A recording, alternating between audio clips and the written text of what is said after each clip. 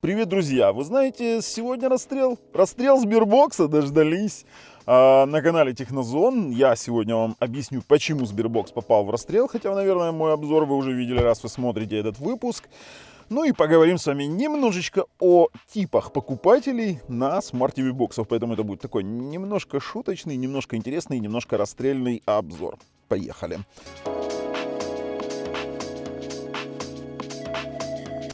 Почему же все-таки Сбербокс?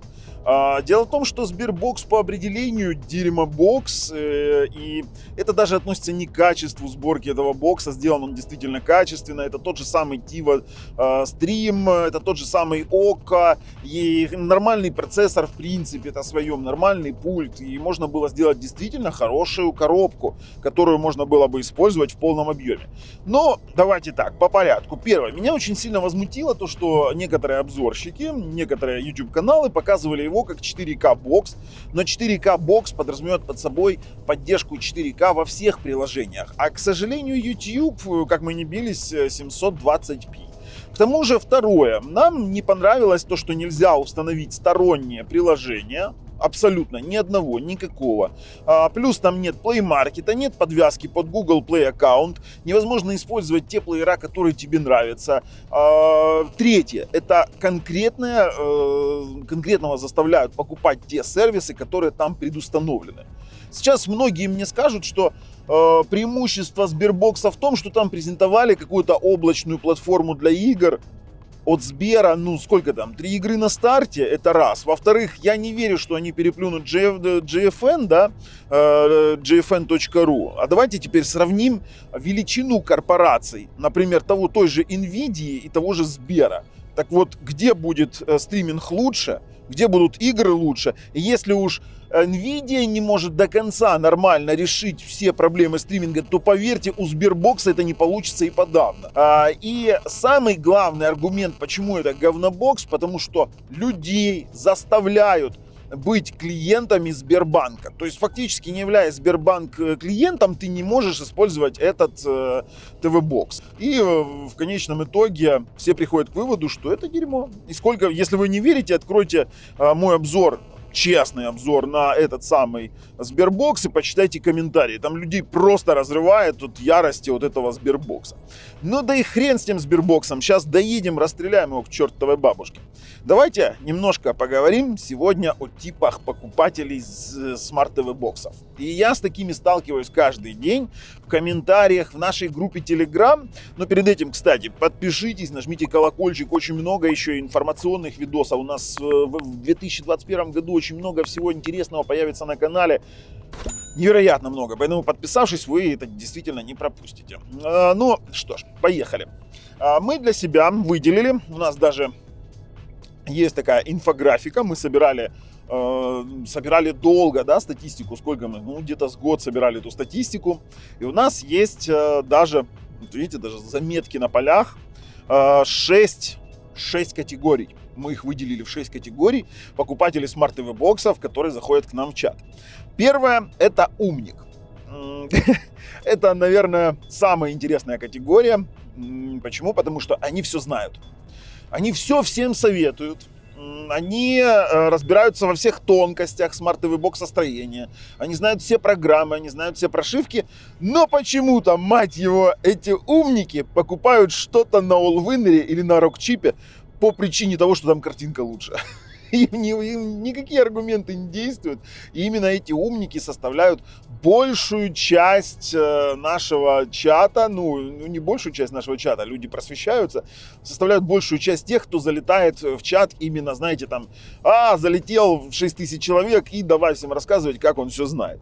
То есть, есть такой умник, представили себе, да? Второй, это выбиратель. Выбиратель, это, мы вот назвали так по-дурацки, конечно, выбиратель. Чего мы его выбирателем назвали? Ну да ладно. Выбиратель у нас активно участвует во всех обсуждениях. То есть он, опять же, активно участвует во всех обсуждениях, скрупулезно выбирает приставку, он постоянно лазит по всем чатам, он есть во всех чатах, он есть во всех топиках FOPDA, он везде тоже во всем начинает уже разбираться, но он выбирает до бесконечности. Он повторяет постоянно вопросы, что мне выбрать, и начинается. Один и тот же человек за день может: а вот что выбрать, например, X96 Max Plus или Nvidia Shield? И да, у него такие вот разбросы обычно случаются. Ему говорят Nvidia Shield. То есть это значит, что у человека есть деньги. И он, уши заложило. Смотрите, красота какая, покажи, какая красота у нас здесь. Видите, в каких местах мы едем красивых? Не видно ничего, ну ладно, потом покажем. И вот дальше этот выбиратель, он пытается, ну, знаете, у него есть там $50. Он готов, например, условно купить TOX 1. И вот он начинает выкручивать руки, что купить подешевле, но при этом он всем строит вид, что у него есть большое количество денег, и поэтому посоветует ему лучший ТВ-бокс. И только потом, докопавшись, что у него там $50, ему что-то советуют, но его ответ не устраивает, и он выбирает до бесконечности. Эти люди — это самые тяжелые люди, их не устраивает никакой ответ, какой бы им давали знающие люди в чате. Теперь, третий вид — это у нас ждуны. Ждуны, я люблю ждунов. Это люди, которые в курсе всех новинок, даже мы еще не знаем о том, что что-то вышло, они уже знают. Они знают, какой процессор должен выйти через 2 года, и они постоянно ждут новую приставку. Они никогда ничего не покупают, они всю жизнь ждут. Это вот яркий пример. Все ждут S905X4 процессор. И вот сколько бы мы ни выпускали, допустим, видео, ну, не рассказывали людям, что AV1 кодек ничего супер такого не даст, 905X3 продолжит работать, и цена на них сейчас сладкая, людей не устраивает, они ждут 905X4 процессор, и я знаю, что когда они дождутся его, они начнут ждать S908X. Такое уже было на переходе от 905X2 на 905X3. Все те же ждуны, которые ждали 905X3, сидя на 905X2, они сейчас сидят и ждут S905X4. Эти люди никогда не дождутся. В конечном итоге они, отчаявшись, покупают что-то, а потом они становятся в очередь недовольных и кричат, что их обманули. То есть эти люди обычно обманывают сами себя, потому что они постоянно ждут чего-то супер крутого. Следующая категория — это у нас адепты шилда. Так вот, когда люди советуют в чате Shield, то это абсолютная правда. Shield — это одна из лучших приставок, это практически лучший ТВ-бокс. Ну, я не беру там, допустим, для каких-то вот гурманов в плане звука, я не беру тех, кто действительно заезжает по крутому звуку, но тут есть отдельный момент. Люди, купив Shield, всего лишь 5 или 10% используют его на полную мощность. Обычно люди, зайдя в чат, им советуют: купи Shield. Люди идут, покупают, и они разочаровываются, потому что у тех телек не 4К, у тех нет акустики какой-то, у других нет Dolby Vision, третьи не готовы платить за Netflix. И купить Shield для того, чтобы смотреть YouTube 4К, вернее, YouTube с апскейлингом, ну так 4К ролики надо смотреть. Зачем? Ну, с апскейлингом смотреть IPTV.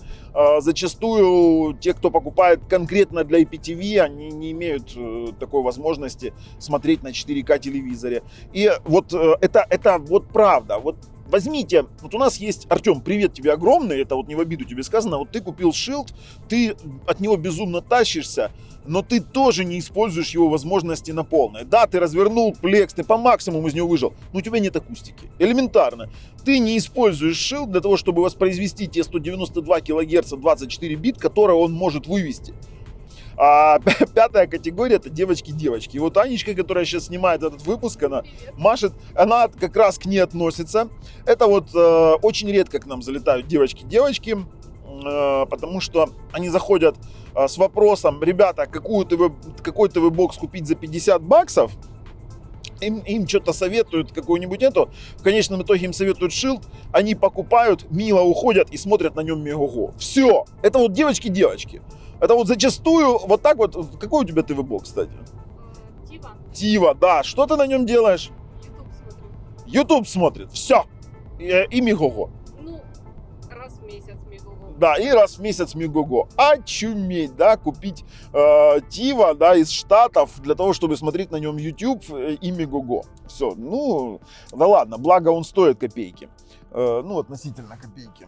Потом, последняя категория – это адекватный покупатель, который, посмотрев, например, какой-нибудь обзор, посмотрев топы, зайдя в чат и уточнив конкретно свой бюджет, уточнив, для чего ему нужна приставка, просто-напросто выбирает и покупает ее. Почему? Потому что он не будет ждать, как ждуны, каких-то эфемерных процессоров, которые не дадут ему без сертификации никаких, допустим, преимуществ. Он не будет ждать эфемерный ТВ-бокс, который выйдет в следующем месяце. Он не будет покупать Nvidia Shield, потому что он знает, что он работает. Он, придя с работы, включит и посмотрит какой-нибудь один фильм в неделю или 2 фильма в неделю. И, возможно, посмотрит на IPTV Discovery. И для этого ему не нужно покупать эфемерных, огромных, дорогих ТВ-боксов за 200, за 300 долларов. Ему не нужна Zidu, которая будет качать торренты. Ему не нужен этот Dolby Vision. Он просто-напросто смотрит на обыкновенном телевизоре, какой-нибудь недорогом 4К с HDR. Он смотрит обыкновенный ТВ-бокс. Я не буду говорить какую-то модель. Все топ-5 ТВ-боксов в разных ценовых категориях есть под видео, можете перейти посмотреть.